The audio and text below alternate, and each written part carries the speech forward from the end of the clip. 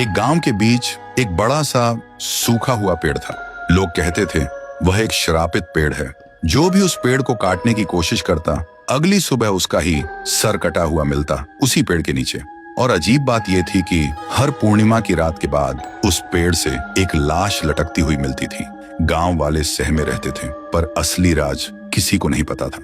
फिर एक दिन गांव का एक जवान लड़का राइस्टार एक पंडित के पास जाता है और कहता है, बाबा क्या कोई उपाय नहीं उस भूतिया पेड़ से गांव को बचाने का? पंडित गहरी आवाज में बोलता है, उपाय तो है बेटा, लेकिन पहले हमें जानना होगा इस पेड़ के अंदर कैद वो शैतानी शक्ति कौन है। जब तक सच सामने नहीं आएगा मुक्ति असंभव है। फिर एक पूर्णिमा की रात दोनों उस पेड़ के पास आते हैं। पंडित पेड़ के चारों ओर अग्नि की लकीर खींचता है और मंत्र करने लगता है।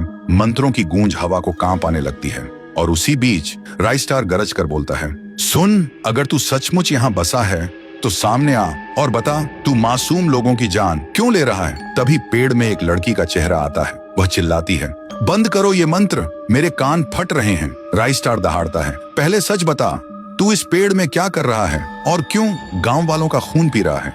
तभी वो बोलती है, मैं इसी गांव की एक अनाथ लड़की थी। मैं इसी गांव के एक लड़के से बेइंतहा मोहब्बत करती थी। हम दोनों बहुत खुश थे, लेकिन जब सरदार को पता चला उसका खून खौल उठा, क्योंकि वो दरिंदा मुझे अपनी हवस का खिलौना बनाना चाहता था। उसने मेरे प्यार का सर काटकर नदी में फेंक दिया और फिर मुझे सबके सामने झूठा ठहराया। चिल्ला चिल्ला कर बोला, ये लड़की अपशकुन है, ये श्राप है, इसे मारना होगा। और फिर उस राक्षस ने मुझे इसी पेड़ पर सबके सामने जिंदा लटका दिया और मैं चीखती रही, मरती रही, लेकिन कोई बचाने नहीं आया। तब से मेरी चीखें, मेरी सांसें सब इसी पेड़ में कैद हैं। और अब मैं सिर्फ एक चीज चाहती हूँ, उस दरिंदे सरदार का सर। फिर सुबह होते ही राइस्टार और पंडित गांव वालों को पूरा सच बताते हैं। सुनते ही पूरा गांव आग बबूला हो जाता है और दूर छिपा सरदार सब सुन रहा होता है। गांव वालों का गुस्सा देखकर उसके पैरों तले जमीन खिसक जाती है। फिर रात को डर से कांपता सरदार अकेला उस पेड़ के पास आता है। पेड़ से वही आत्मा गरजती है,